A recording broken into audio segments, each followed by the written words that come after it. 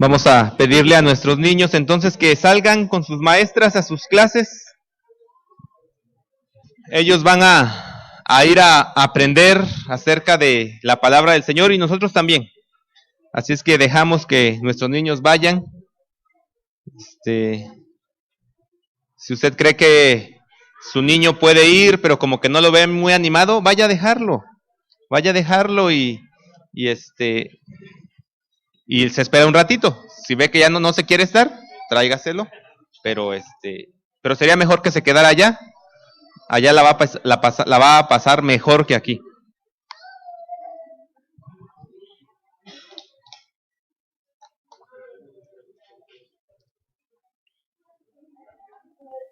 Muy bien, hermanos. Si nosotros nos quedamos para estudiar la palabra del Señor, ya hemos hecho una lectura que es donde vamos a estar meditando, pero antes de ir a ese pasaje de manera concreta, yo quiero leer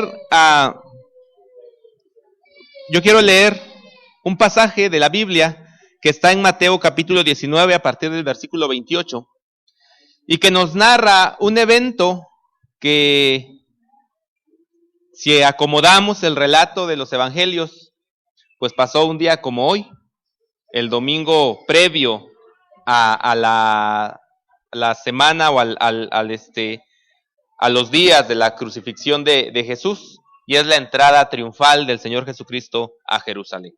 Y con este pasaje quiero entonces introducir el mensaje. Dice así: después de decir esto, iba adelante subiendo a Jerusalén, y aconteció que, llegando cerca de Betfage y Betania, al monte que se llama de los Olivos, envió a 2 discípulos diciendo: vayan a la aldea que está enfrente a ustedes, y cuando entren en ella hallarán atado un borriquillo, en el cual ningún hombre ha montado jamás. Desátenlo y tráiganlo. Si alguien les pregunta por qué lo desatan, le responderán así: porque el Señor lo necesita. Y los que habían sido enviados fueron y hallaron como había dicho. Sí. Cuando desataban el borriquillo, sus dueños les dijeron: ¿por qué desatan el borriquillo? Y ellos dijeron: porque el Señor lo necesita. Trajeron el borriquillo a Jesús, y echando sobre él sus mantos, hicieron que Jesús montara encima, y mientras él avanzaba tendían sus mantos por el camino. Cuando ya llegaba él cerca de la bajada del monte de los Olivos, toda la multitud de los discípulos, gozándose, comenzó a alabar a Dios a gran voz por todas las maravillas que habían visto. Ellos decían: bendito el Rey que viene en el nombre del Señor, paz en el cielo y gloria en las alturas. Entonces algunos de los fariseos de entre la multitud le dijeron: Maestro, reprende a tus discípulos. Él respondió diciéndoles: les digo que si estos callan, las piedras gritarán. Cuando llegó cerca, al ver la ciudad, lloró por ella diciendo: oh, si conocieras tú también, por lo menos en este tu día, lo que conduce a tu paz. Pero ahora está encubierto a tus ojos, porque vendrán sobre ti días en que tus enemigos te rodearán con baluarte y te pondrán sitio, y por todos lados te apretarán. Te derribarán a tierra y a tus hijos dentro de ti. No dejarán en ti piedra sobre piedra, por cuanto no conociste el tiempo de tu visitación. El Señor Jesús va entrando a Jerusalén. Conocemos esto como la entrada triunfal. Popularmente se le llama el Domingo de Ramos. Pero conmemora un evento histórico. Jesús está cumpliendo la profecía y está entrando a Jerusalén como lo que Él es: un rey, el Mesías, el Salvador. Pero al mismo tiempo está haciendo este evento, está llamando la atención de los judíos. Ellos tienen que reaccionar a lo que Jesús está haciendo. Así es que en esta mañana yo quiero invitarte a meditar en este tema. Jesús, el Salvador que llama. Si queremos preguntarnos quién es este hombre que va entrando montado en un burrito, quién es este hombre que va montado en ese burrito y va entrando y al cual la multitud le está clamando. Si nosotros estuviéramos en ese tiempo con el conocimiento que tenemos ahorita, le diríamos a la gente: es el Salvador, es el Salvador. Pero la gente de ese entonces no tenía el conocimiento que tenemos nosotros. De hecho, Jesús ahí lo dice, ¿no? Tú no puedes reconocer este día porque está velado a tus ojos. Esa multitud que le estaba aclamando ese domingo, el siguiente viernes estaría gritando, crucifícale, crucifícale. Es la misma multitud. Y sin embargo, Jesús sigue siendo ese mismo hombre que sigue haciendo lo mismo que hizo mientras estaba aquí en la tierra. Sigue llamando personas. Por eso, Jesús es el Salvador que llama. Jesús es el Dios que llama. La búsqueda de Dios por el hombre empezó en el Edén mismo. Cuando Adán y Eva pecaron, el Señor fue al huerto y dijo, ¿dónde estás tú? Porque Él es el Dios que llama. Cuando Moisés creía que su vida se había acabado, cuando Moisés creía que ya estaba en el tiempo de jubilación, a través de una zarza, el Señor lo llamó. Moisés, Moisés. Cuando Elías estaba todo deprimido, se quería cortar las venas porque Jezabel lo quería matar y se fue a meter allá en la cueva, el Señor le dijo, Elías, ¿qué haces aquí? Porque Él es un Dios que llama. Dios es el Dios que llama. Jesús es el Salvador que llama. Jesús, cuando se encontró a sus discípulos, les dijo, síganme.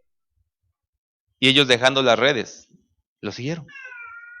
Ese Jesús sigue en este día, hermanos, llamando a las personas, sigue llamando a todas las personas a que le sigan.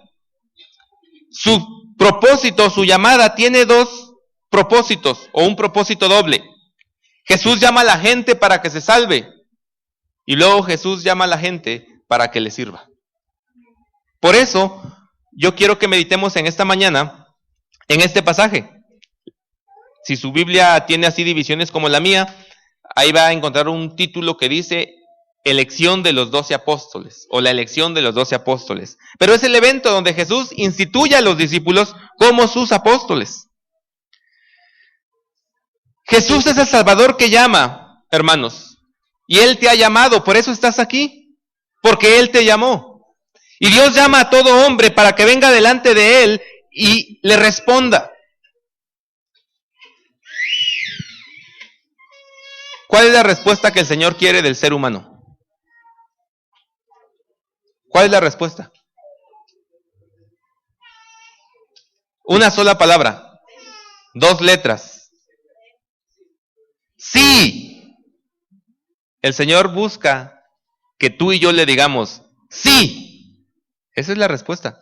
Y en ese sí va todo lo demás, fe, compromiso, todo lo que usted estaba diciendo, está incluido. Pero Dios quiere que usted le diga, sí. Eso es lo que está haciendo el Señor, está llamando a la gente para que la gente le diga sí. Ahora, Jesús es el Salvador que llama, pero necesitamos entender una cosa, hermanos. Él llama como un acto de su voluntad soberana. Es decir, Dios te llamó a ti y me llamó a mí, no porque fuéramos los más guapos del planeta. Es en serio. O sea, no vio lo guapo que tú eras. Y dijo, mira, me encantaría que se viniera. No vio cómo jugabas, ¿no? ¿Te acuerdas cuando eras niño jugabas ahí en la cuadra de fútbol? A la hora de elegir el equipo, lo más penoso era que te eligieran al último. Eso era lo peor. Porque ya sabes, el último era el que menos jugaba, entonces nadie lo quería y lo van dejando. Lo otro es que ya había quienes sabían y luego se ofrecían inmediatamente, yo quiero ser portero, porque nadie quiere ser portero, pero con tal de que te elijan, te pones de portero, ¿no? Sucede así. Pero con el llamado de Jesús no hay razón para que te llame. Es decir, no hay ninguna razón para la cual Jesús diga, Rafa, tú, yo quiero que estés en mi equipo. No hay ninguna razón. De hecho, si buscamos razones, habría motivos para que no me llamara. Pero en un acto de voluntad soberana, Él nos llama. Mire, dice el relato de la siguiente manera. Entonces subió al monte y llamó así a los que Él quiso y fueron a Él. La frase clave aquí es, a los que Él quiso. Él llamó a los que Él quiso. Eso es soberanía, eso es voluntad soberana. Eso es una elección de parte de Dios, de decir, Yo quiero a este. Ahora, de repente podemos pensar, pues sí, pues Dios me eligió a mí porque quiso elegirme a mí, y este que está aquí al lado, Dios no lo quiere, por eso no lo ha llamado. La verdad es que Dios nos ha llamado a todos. Dentro de la voluntad de Dios, el llamado es para todos. Pero mire lo que dice el pasaje. Subió al monte, llamó así a los que él quiso y fueron a él. Ahí está la respuesta humana. Él llama a los que quiere, pero también los que responden al llamado son los que van a ir a ese llamado. El llamado de Dios es una manifestación de la voluntad soberana de Dios. No depende de las cualidades de la humanidad. De hecho, la humanidad no tiene ningún mérito por el cual Dios pueda llamarlo. Ahora, ¿para qué nos llama? Según el texto, ¿para qué nos llama? A ver, lea usted otra vez este versículo.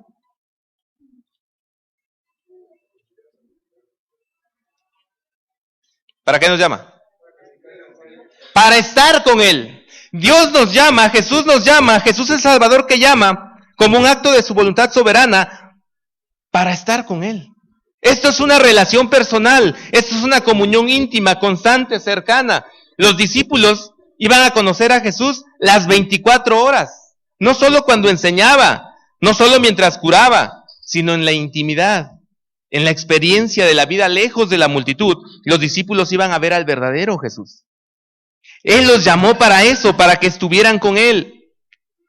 En la quietud de las noches, en la experiencia de los viajes juntos. Él los llamó para que compartieran la vida, para que estuvieran con Él. Y a ti también te llamó para eso. Jesús es el Salvador que llama para que estemos con Él. La pregunta que nos hacemos aquí entonces es, ¿estoy con Él? Si Jesús ya me llamó, y creo que ya nos llamó a todos los que estamos aquí, si Jesús ya me llamó, y según la Biblia el propósito de su llamado es para estar con Él, la pregunta es, ¿estoy con Él?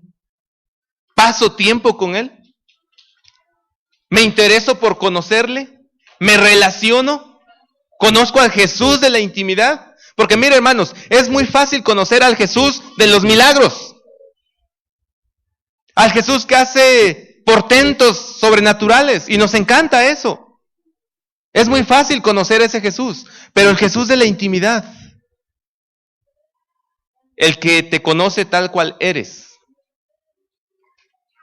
el que sabe exactamente de qué pie cojeas, al que no puedes engañar, ¿pasas tiempo con ese Jesús?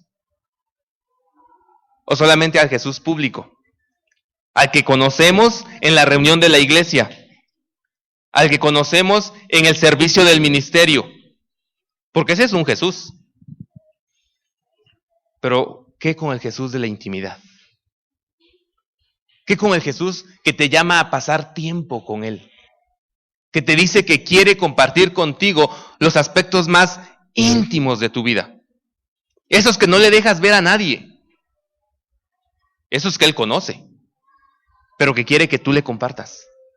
¿Cómo estás en ese asunto con Jesús? Porque Él es el Salvador que llama. Y te llama a ti y me llama a mí para una relación con Él. Para estar con Él. Pero sabes, tú y yo no podemos estar con una persona a menos que seamos completamente abiertos con esa persona. Tú y yo no podemos ir muy lejos con una persona a menos que estemos completamente de acuerdo con esa persona. Tú y yo no podemos experimentar la relación que Jesús ofrece a menos que le conozcamos en la intimidad y nos dejemos conocer por Él. Y cuando digo que nos dejemos conocer con Él, hermanos, no estoy diciendo que Dios no te conozca. Él te conoce muy bien. A lo que me refiero es a que tú puedas y quieras voluntariamente abrir tu corazón delante de Él. Jesús es el Salvador que llama, porque quiere que estemos con Él. Él quiere que tú y yo estemos con Él. Él los llamó para estar con Él, y a ti también te llamó para eso, para estar con Él. Antes de pensar en querer hacer algo por Él, de involucrarte en actividades, en desarrollar algún ministerio, recuerda, Él te llamó para estar con Él. Este es el paso previo. No podemos avanzar más adelante en nuestra vida cristiana a menos que pasemos tiempo con Él. Ahora, es necesario pasar tiempo con Él. ¿Sabe por qué? Dice, entonces subió al monte y llamó así a los que Él quiso y fueron a Él. Constituyó a 12, a quienes nombró apóstoles para que estuvieran con Él y para enviarlos a predicar. Jesús es el Salvador que llama, hermanos, como un acto de su voluntad soberana. No solamente para que pases tiempo con Él, sino para que le sirvas. Él te llama para que le sirvas. Él quiere enviarte. Él quiere que hagas algo por Él. Ahora, siempre que decimos esto de que Dios quiere que le sirvas, Dios quiere enviarte, todos los hermanos de la iglesia se empiezan a hacer así. Porque es, seguramente ya va a decir que nos volvamos misioneros, que nos volvamos pastores. No. Yo estoy diciendo que Dios quiere que le sirvas. Ahí donde Él te puso. ¿Dónde estás? Si después de eso Él te llama a un ministerio especial, eso es otro boleto. Pero ¿dónde estás? Él quiere que le sirvas. ¿Y sabes por qué a veces tú y yo no damos un testimonio efectivo a otros? Porque no pasamos tiempo con Jesús. ¿De qué le vamos a hablar a la gente? ¿De qué Jesús? Si ni lo conocemos. Por eso a sus discípulos primero los llamó a pasar tiempo con Él. Después de que pasaron un tiempo con Él, después de que lo vieron, lo conocieron, entonces los mandó a predicar. Es exactamente el mismo método, si lo queremos decir de esa manera, que Él está usando hoy. Él te llama, Él quiere que pases con Él, Él quiere tiempo con Él, Él quiere que crezcas en Él quiere que lo conozcas mejor. Y luego te envía. Luego te manda a hacer cosas. Luego, es más, no te manda, espera que porque le conoces, le empieces a servir como un acto natural de conocerle. Este es el asunto. Llama a los 12 para que estén con Él y para enviarlos a predicar. Hay una misión que el Señor nos ha puesto. A ti el Señor te ha dado una misión. Para enviarlos a predicar es lo mismo que Él nos pide a nosotros. Jesús tenía muchos seguidores. Si tú lees los evangelios, Jesús tenía muchos seguidores, pero solamente designó y envió a aquellos a quien Él llamó antes, a aquellos que le conocían. En Juan capítulo 6 vemos este contraste entre aquel que ha decidido seguir a Jesús, aceptando su llamado, diciéndole sí, y aquellos que solamente simpatizan con Jesús. ¿Se acuerdan de ese pasaje? Juan capítulo 6. Jesús empieza a hablar muy duramente de compromiso, discipulado, servicio. Y dijeron, dura es esta palabra, ¿quién la puede oír? Y desde ese día, muchos dejaron de seguirle. ¿Y qué hizo Jesús? Se puso triste. ¿Se puso triste? No, que le voltea a los 12 y les dice, ¿se quieren también ir ustedes? Y entonces los 12, que ya habían dicho previamente a Jesús, sí te queremos seguir, le dijeron, Señor, ¿y a dónde vamos? Si ya sabemos que solamente tú tienes palabras de vida eterna. Ese convencimiento, solamente Jesús tiene palabras de vida eterna, viene de una relación personal con Él, de conocerle. Cuando yo le conozco, cuando yo sé exactamente quién es Él y la manera en que Él puede actuar en mi vida, yo puedo mantenerme firme en mi convicción. Y mi convicción me hace servirle. ¿Sabe por qué muchos de nosotros no le servimos al Señor? Porque ni siquiera estamos convencidos de que Él sea el Señor. Lo decimos con nuestra boca, lo decimos con nuestros labios, mientras cantamos, mientras leemos, mientras decimos que Él es el Señor. Pero en nuestra mente y en nuestro corazón no hay un convencimiento de que eso sea así. ¿Y sabe cómo lo sé? ¿Cómo cree que lo sé? Porque luego ve uno cómo vivimos. Y nuestra vida dice que no conocemos a Jesús como Señor. Porque si Él fuera Señor, si Él realmente es Señor, en ningún momento le diríamos a Él no. Porque si es Señor, no se le puede decir no. Decirle a Dios no, Señor, es una contradicción. Porque al Señor no le puedes decir que no. Ahora, pregúntate, no me cuentes, menos aquí en público, no queremos quemar a nadie, pero pregúntate, ¿cuántas veces le has dicho a Dios no? No, Señor, no ahorita. No, Señor, no quiero. No, Señor, espérate. No, luego. ¿Cuántas veces lo has hecho? Yo no sé. Tú lo sabes, pero te digo, no nos cuentes, no nos digas. No queremos quemar a nadie. Pero lo que sí sabemos es, por el relato que hace Marcos, es que Jesús llamó a 12 para que estuvieran con Él y luego para enviarlos a predicar. Es un llamado a tener una relación personal con Jesús, pero es un llamado a servirles. El llamado de Jesús tiene un propósito.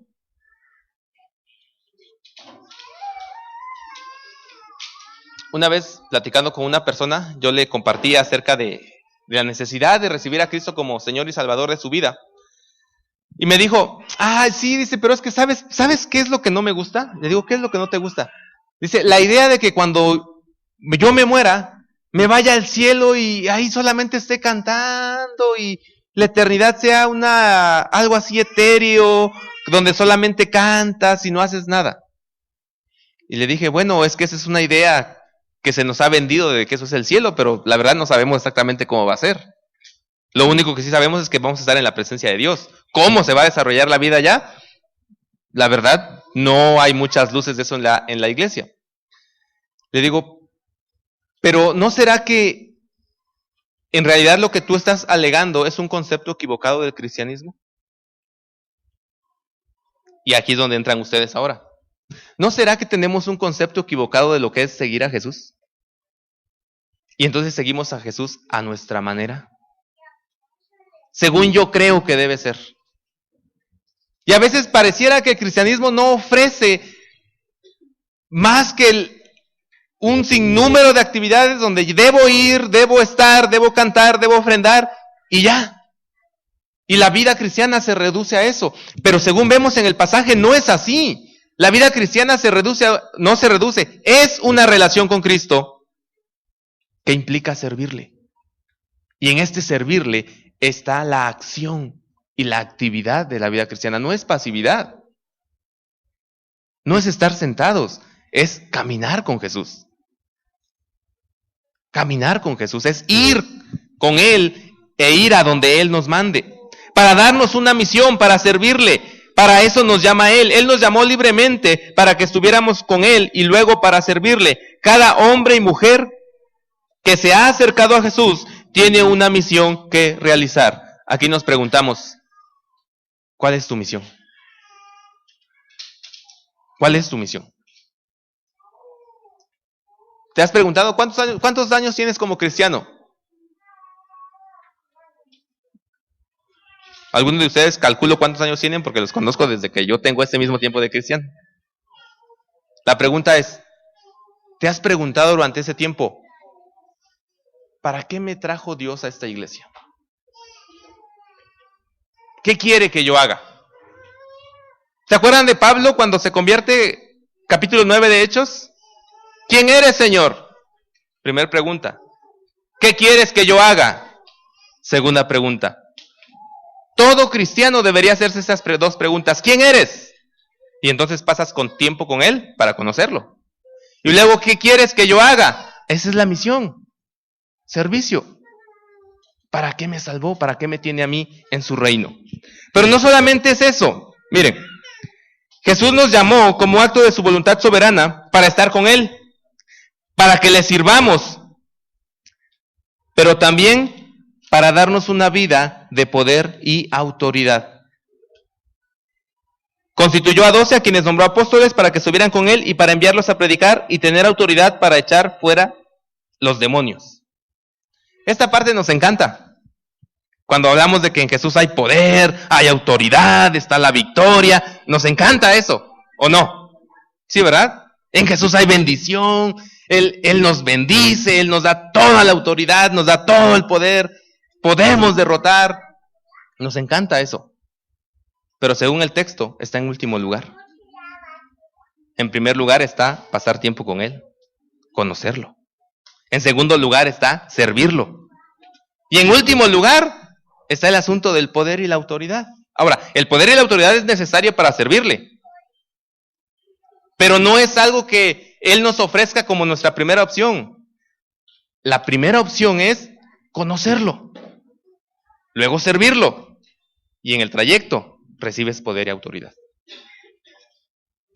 Si tú estás luchando en tu vida con algunos asuntos que no has podido derrotar, es tal vez porque no has recibido el poder y la autoridad que el Señor le da a sus discípulos. Y si no lo has recibido, es porque no has pasado tiempo con Él. Jesús va al monte donde se transfigura. ¿Se acuerdan ese relato? Se llevó a Pedro, Jacobo y a Juan. Sube al monte, se transfigura delante de ellos. Tiene un tiempo precioso de comunión allá. Baja a la llanura. Y ahí se encuentra a sus discípulos y están discutiendo con otras personas porque había un hombre que había traído a su hijo que estaba endemoniado y los discípulos no pudieron liberarlo del demonio que lo tenía poseído. Y entonces Jesús les dice, a ver, tráiganlo acá. Y en un 2x3 va para afuera el demonio. Y luego preguntan, ¿por qué nosotros no pudimos? ¿Se acuerdan lo que le respondió Jesús? Este género solo sale con oración y ayuno. ¿Qué es oración, ayuno? Relación. La relación con Dios te da el poder. Es en la relación con Dios donde está la autoridad. No podemos tener autoridad sobre el pecado, sobre las tentaciones, sobre los problemas de la vida. No podemos pararnos frente a aquellas cosas que nos agobian si no tenemos una relación correcta con Dios. Por eso Él te llama, para que estés con Él, para que pases tiempo con Él, para darte una misión para que le sirvas y luego para compartir contigo, para investirte de autoridad. Ahora, la pregunta aquí sería, ¿seré yo capaz de ser esa persona que le diga a Jesús sí, de servirle y en el trayecto recibir autoridad? Porque a veces vemos vidas de otros hermanos, ¿no? Y dices, no, pues sí, el hermano fulano, no, pues es que es bien entregado, él sí. No, pero yo no, yo así como estoy, ¿no? ¿Podremos también nosotros? Mire, vamos a la lista de los apóstoles.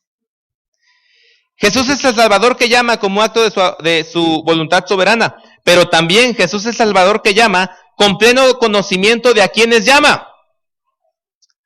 Versículo 16, ¿cómo dice? Alguien léalo, por favor.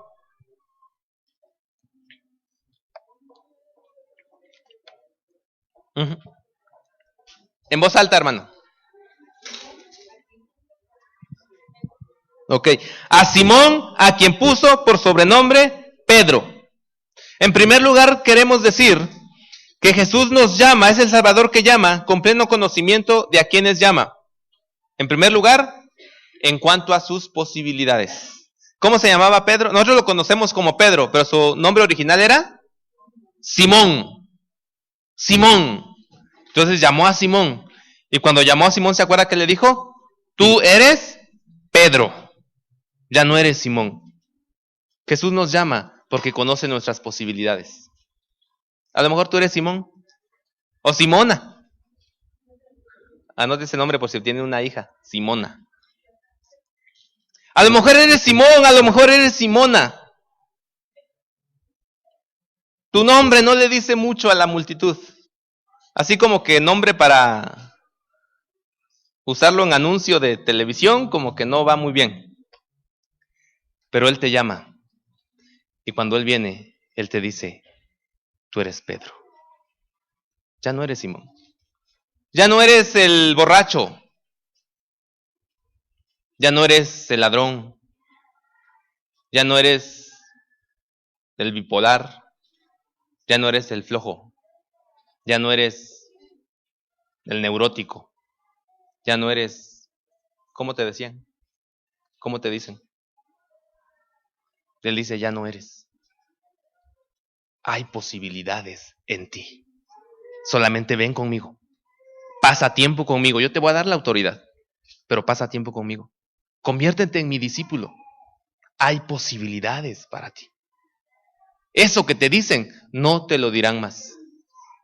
Es más, nuestro futuro es tan grande que según Apocalipsis, cuando lleguemos allá, nos van a cambiar de nombre. ¿Ha leído ese pasaje? Y al que venciere se le fue dada una piedrecita blanca, y en la piedrecita blanca un nombre que solamente conoce el que lo recibe. Allá no me voy a llamar Rafael. ¿Sabe que a mí no me gustaba mi nombre? No me gustaba. Yo decía, ay, está feo mi nombre. Después aprendí qué significa. Mi nombre significa Dios sana, o Dios es mi sanador. Rafael, Rafa, sanador, el Dios. Y me encantó. Ahora sí me gusta mi nombre. Por eso tengo problemas, porque según Juan, en la eternidad no voy a ser Rafael. No sé qué nombre me va a poner el Señor. No, ahí dice, ¿no? Dice la Biblia, un nuevo nombre. Ahora, lo que quiero decir con todo esto, hermanos, no piense en el nuevo nombre. No se vaya por ese camino. Lo que quiero describir es la posibilidad. ¿Cómo te ve Dios? Llamó a Simón. Simón era el Simón del pueblo. Y lo convirtió en Pedro. Lo convirtió en Pedro. Él te ha llamado también a ti. Te conoce exactamente como eres, pero no te quiere seguir viendo así. Él te va a transformar. Él sabe lo que va a hacer. Él sabe cómo eres, conoce tus defectos, tus actitudes, tus debilidades, tu personalidad. Pero a pesar de eso te llamó. Y te llamó para transformarte. Ya no eres Simón, eres Pedro. Mire, versículo 17. ¿Cómo dice versículo 17?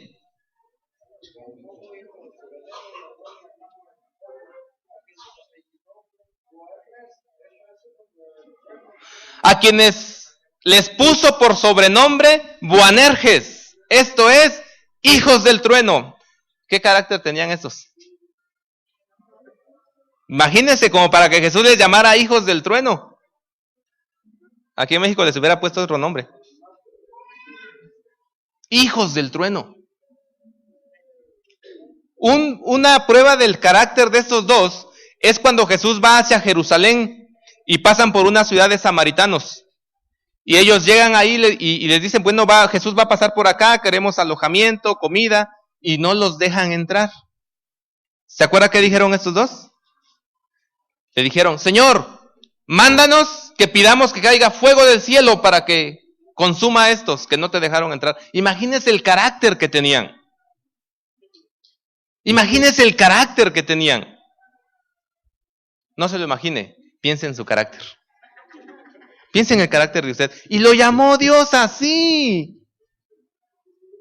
De repente a lo mejor ustedes de los que en los equipos, ahí en la escuela, en el trabajo, no los quieren. No, ese no, es bien conflictivo. Que se vaya a otro equipo.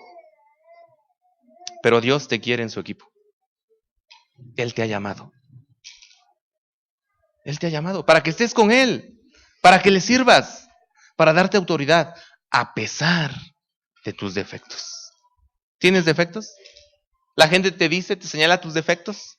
¿La gente te dice las cosas que haces? Pues mira, aquí están estos a quienes Jesús llamó. Eran iguales que tú, eran iguales que yo. Y sin embargo, Él los llamó y los transformó. Dios te llama para cambiar incluso tu carácter y tu personalidad. Hacerte una persona nueva. Pero no solo eso. Versículo 18. ¿Cómo dice el versículo 18?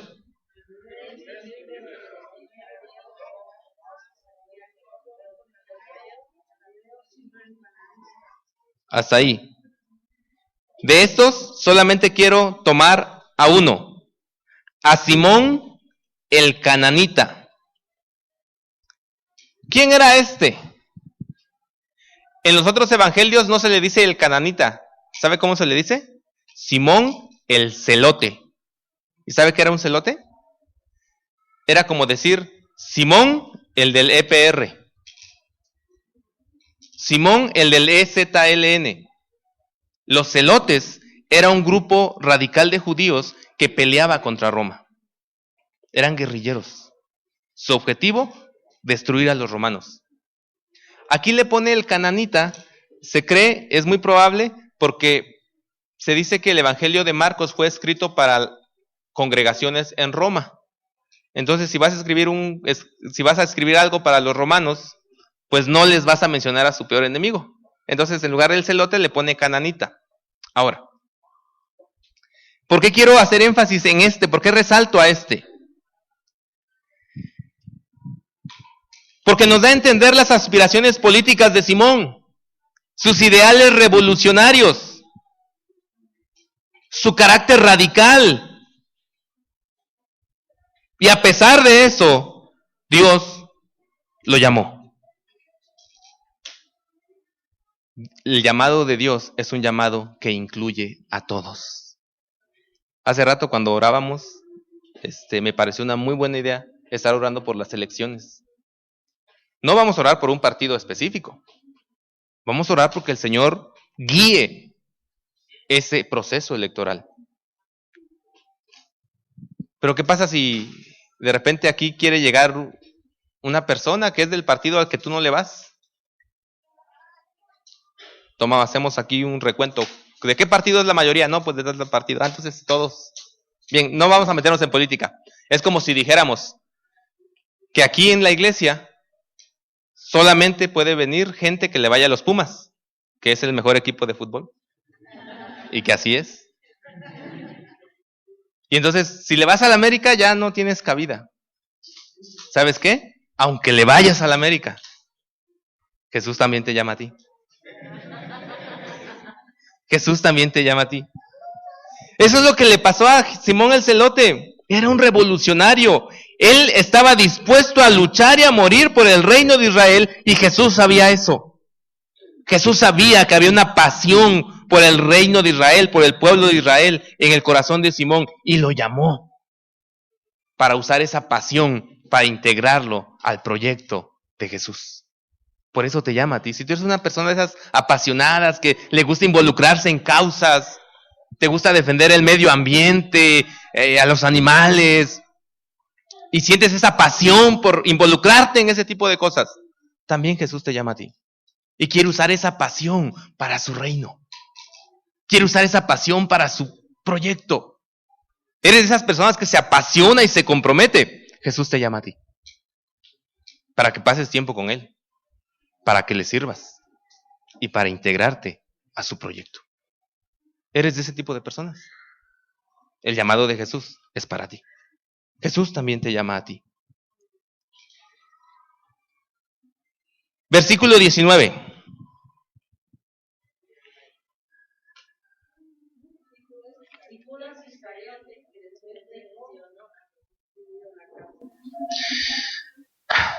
Y a Judas Iscariote.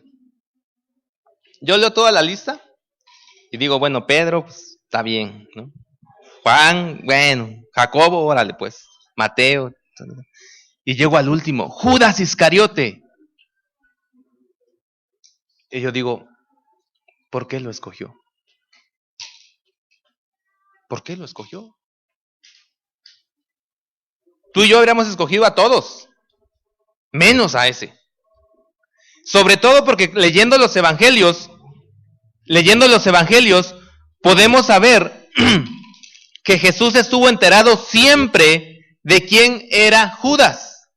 ¿Se acuerda del evangelio de Juan? Cuando la mujer rompe el frasco de alabastro y dice que Judas se enoja diciéndole, pudimos haber dado ese dinero a los pobres. Y Juan pone una nota ahí en su evangelio. Esto decía no porque se cuidara de los pobres, sino porque siendo quien cargaba el dinero, era ladrón y sustraía de él. O sea, siempre lo supieron. Todos sabían quién era Judas. ¿Por qué lo llamó? Jesús te llama a pesar de tus fallas, a pesar de tus imperfecciones, a pesar de tus errores. Jesús te llama. ¿Sabes por qué? Porque Él quiere que vivas la experiencia del perdón y la restauración. Muchos piensan que Jesús ya sabía quién era Judas y qué es lo que iba a hacer, y por eso lo llamó, porque era necesario que alguien lo traicionara de sus discípulos. Dicen, es que ya estaba profetizado, Judas lo iba a traicionar. No es cierto. estaba profetizado que uno de los 12 lo iba a traicionar, pero no que Judas lo iba a traicionar. Así es que pudo haber sido cualquiera. Jesús llamó a Judas a pesar de lo que había en su corazón, porque la oportunidad es igual para todos. No es que alguien sea mejor que otro cuando Jesús lo llama. No, somos exactamente iguales. Y la oportunidad delante de Dios es igual para todos.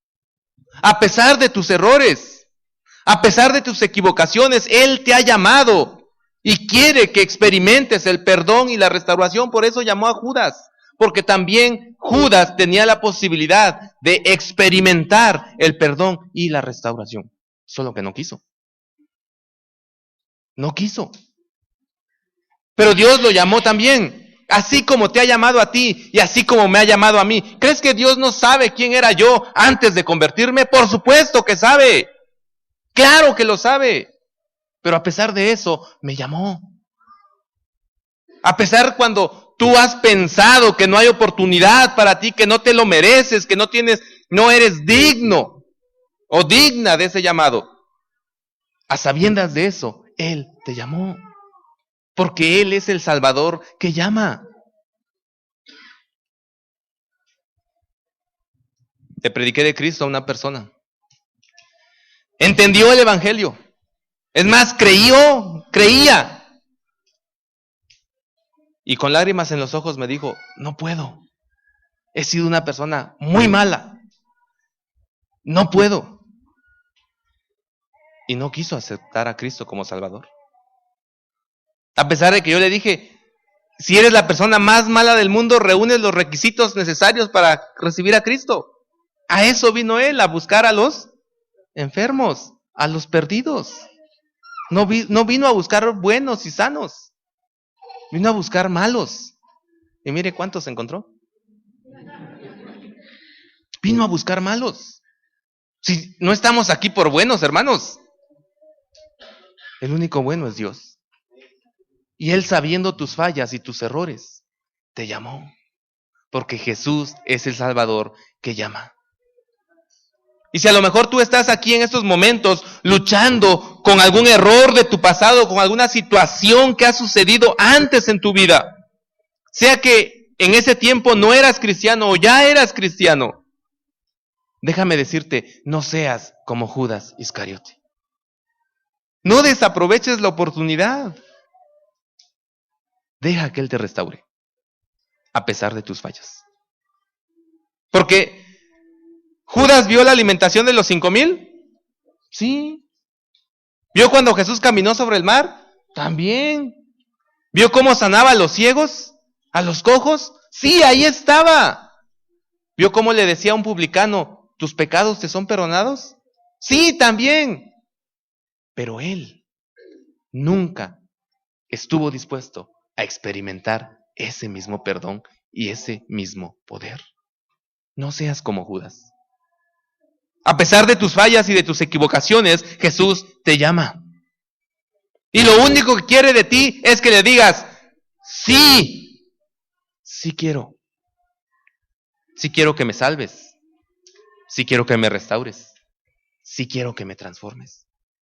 Sí quiero que hagas de mí la persona que tú has visto que puedo ser. Dios te llama también a ti. Al igual que a estos. A estos hombres que Jesús llamó, no los llamó por extraordinarios. Él los llamó porque eran tremendamente ordinarios. Pero los quiso transformar y quiso volverlos hombres extraordinarios. A mí me sorprende ver la transformación de los discípulos. Últimos capítulos de los evangelios y primeros capítulos o primer capítulo del libro de los Hechos. Todos los evangelios y el libro de los Hechos no ocultan este hecho. Dicen, estaban reunidos, escondidos, cerradas las puertas por miedo a los judíos. Y ahí estaba un grupo de creyentes en Cristo. Creían en el Señor Jesús. Lo habían visto resucitar, pero tenían miedo. Y luego viene el Espíritu Santo. Y a partir de ahí, usted ve a los discípulos valientes, predicando. Y cuando iban a la cárcel, salían contentos de haber sido tenidos por dignos, de haber sufrido por el nombre de Jesús. ¡Qué cambio! ¡Qué transformación! ¿Qué es lo que hace que una persona cambie tan radicalmente? ¿Sabes qué? Jesús. Él es el que cambia a las personas.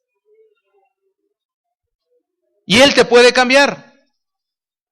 Ahora, si tú me dices, bueno, es que yo tengo 18 años de cristiano y no he cambiado, la culpa no es de Jesús. No busques por ahí. No es causa de la iglesia tampoco. No es por culpa de la iglesia. No le eches culpa a tu pastor. No, es que el pastor, por eso. Eres tú. Porque Él te llamó para pasar tiempo con Él.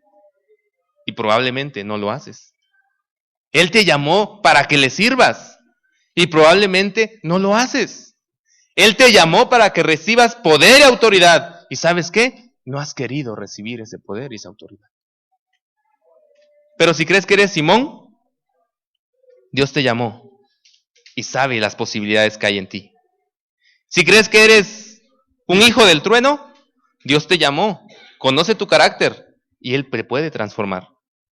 A lo mejor eres un guerrillero, como Simón el Celote. Él conoce tus ideales y tu pasión.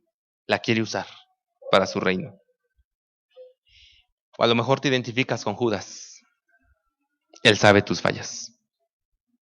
Y te quiere perdonar. Y te quiere restaurar. Porque Jesús es el Salvador que llama. Y te está llamando en este momento. ¿Qué le vas a decir? ¿Cómo vas a responder a su llamado? La respuesta que Él quiere es sí.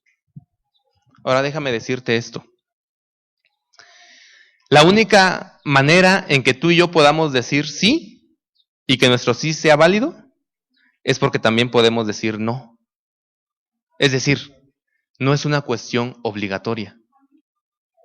Porque si lo único que yo puedo decir es sí, pues ese sí no vale porque es lo único que podía decir. Sí. Pero cuando tengo la posibilidad también de decir no y voluntariamente digo sí, ese sí vale todo. Y eso es lo que quiere escuchar Jesús de ti. Una convicción personal, no de la depresión familiar, no de depresión de tu entorno para que digas que sí. No, una convicción personal. Que tú le quieres decir sí a Jesús. Y responder. ¿Qué le vas a decir? Él es el Señor que llama, el Salvador que llama. Quiere entrar en tu vida y quiere que le digas que sí. Él quiere que le digas que sí. Al considerar este pasaje, hemos visto que Jesús es el Salvador que llama. Solamente por gracia. Solamente su gracia es lo que hace posible el llamado de Dios. Él te eligió libremente, sin que haya mediado mérito alguno de parte tuya. Además, no solamente nos eligió, sino también nos conocía y nos conoce al momento de llamarnos. Quiénes éramos, quiénes somos, pero también en quiénes nos podemos convertir. Jesús nos ha llamado en primer lugar para salvarnos. Si en esta mañana alguien aquí aún no ha conocido a Jesús como Señor y Salvador de su vida, quiero decirte esto: Jesús es el Salvador que llama y te está llamando ahora. Él quiere que le digas sí. Quiero experimentar el perdón, la restauración, la transformación que tú das. Quiero saber esa experiencia de tenerte a mi lado, de conocerte, de saber que estás ahí por mí. Si aún no le has dicho que sí a Jesús, hoy es un buen momento. Hoy puedes decirle que sí a Jesús. Él lo único que está esperando es que tú le digas, sí, aquí estoy. No te tardes, di que sí. Si ya le conoces, Él hoy te llama a comprometerte cada vez más en el proceso del discipulado, a que pases más tiempo con Él, a que le sirvas, a que te involucres en su reino y en su proyecto, a que lo dejes que siga transformando tu vida, para que a través de tu vida otros le puedan conocer. ¿Qué le vas a decir? Yo espero que le digas sí. Vamos a orar. Cierra tus ojos y vamos a orar. Y ahí en la intimidad de tu corazón, habla con Jesús. Habla con Jesús. Probablemente te está llamando, tal vez está tocando en este mismo momento tu corazón y tú estás sintiendo en tu corazón la necesidad de decirle, sí, Señor, sí. Tal vez ahí en tu corazón tú estás sintiendo la necesidad de decirle a Dios, sí, Señor, sí. Pues dile, Señor, sé que me estás llamando. Sé que quieres salvarme. Tal vez no le conoces como tu único y suficiente Salvador, pero en esta tarde Él tal vez te está diciendo, ven a mí, quiero salvarte. Dile que sí. Tal vez en tu corazón en esos momentos estás escuchando la voz de Dios invitándote a comprometerte más con Él, a conocerle más, a servirle. Tal vez en estos momentos el Señor está en tu corazón diciéndote, ya no quiero que sigas siendo la persona que has sido hasta hoy. Deja ya eso, ese pecado, esa tentación. Déjate transformar por mí. Probablemente has estado luchando por mucho tiempo, pero en esta tarde has escuchado que Él te está diciendo, déjame cambiarte. Jesús es el Salvador que llama. Y te está llamando en este momento. Te está llamando. Si tú sientes en tu corazón que Jesús está llamando para recibirle como tu único y suficiente Salvador, yo quiero pedirte que ahí en tu lugar levantes tu mano para que yo pueda orar por ti. Si en esos momentos alguien quiere recibir a Jesús como su único y suficiente Salvador, ahí en tu lugar levanta tu mano. Yo quiero orar por ti. Amén. Dios te bendiga. Ya puedes bajar tu mano. Si alguien más, amén, Dios te bendiga. Ya puedes bajar tu mano. Dios le bendiga. Ya puede usted bajar su mano. Dios te bendiga. Ya puedes bajar tu mano. Vamos a orar. Señor, tú sabes y conoces el corazón de estas personas que han levantado su mano. Y en esta tarde tú les has hablado y les has hecho ver la necesidad que tienen de ti, que te necesitan, que en su corazón necesitan que tú entres y cambies y transformes. Señor, entra a sus corazones. Que ellos en estos momentos puedan pedirte, Señor Jesús, ven a mi vida. Entra a mi corazón y sálvame, porque te necesito. Te recibo como mi Señor y Salvador. Y te pido, Dios, que me perdones por mis pecados. Gracias, Señor, por estas vidas y por estas personas. Tómalas en tus brazos, Señor. Que no se aparten de ti. Cuídalos y úsanos, Señor, para que ellos te puedan conocer un poco más. Tal vez estás aquí y quieres hacer un compromiso con Dios porque has estado luchando en algunos aspectos de tu vida y hoy Dios, Él te ha llamado a decir, sí, quiero que me cambies. Si tú ya eres miembro de esta iglesia, ya conoces a Jesús como tu Salvador, pero en esta tarde Dios te ha hablado y quiere transformarte y tú quieres decirle sí. Entonces yo te pido que ahí en tu lugar también hagas una oración. No te voy a pedir a ti que levantes la mano. En lo íntimo, en lo secreto, haz este compromiso con Dios. Señor, tú conoces el corazón de cada uno de los que estamos aquí y sabes cómo es nuestra vida. Pero hoy nos estás llamando a volver a comprometernos contigo, Señor, para pasar tiempo contigo, para conocerte, para que seamos transformados por ti. Escucha a mis hermanos en las oraciones que están haciendo y conforme a su petición, y conforme a tu voluntad responde, Señor. Bendice a cada uno de ellos.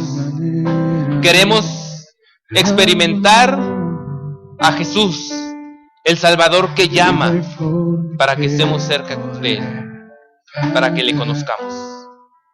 Bendícenos, Dios, y transfórmanos. Queremos hacer tu voluntad. Gracias, Padre. En el nombre de Jesús, tu Hijo amado. Amén.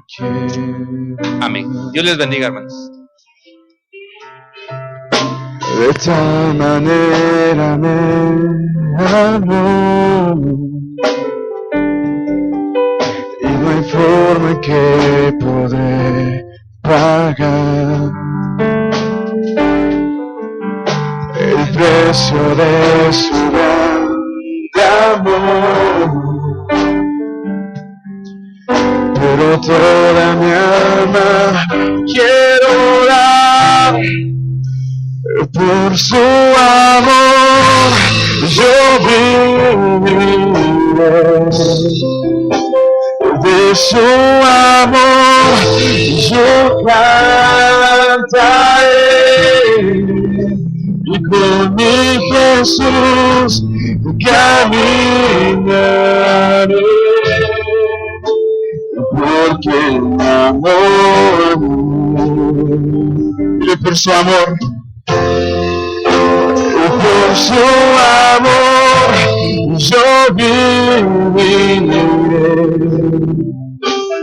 De su amor, yo cantaré, y con mi Jesús caminaré, porque murió por mí. Lo seguiré. Queremos oírte, Padre. De tal manera, mi amor. De tal manera me amó, que su vida no escatimó,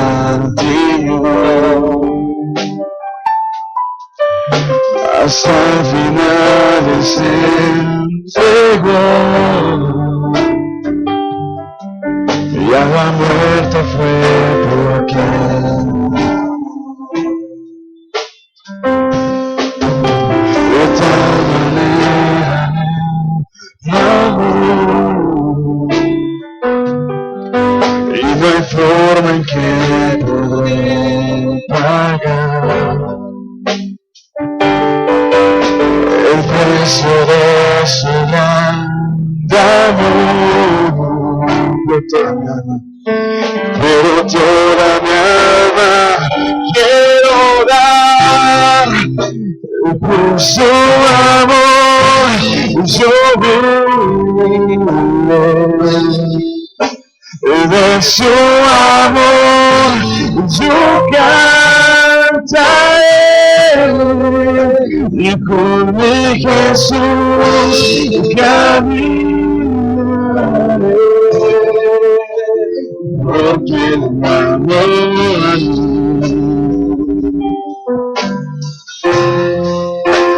Por su amor yo viviré. De su amor yo cantaré, mi Jesús caminaré, porque no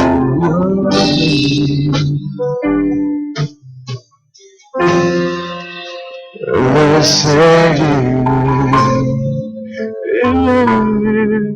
Señor, yo te seguiré.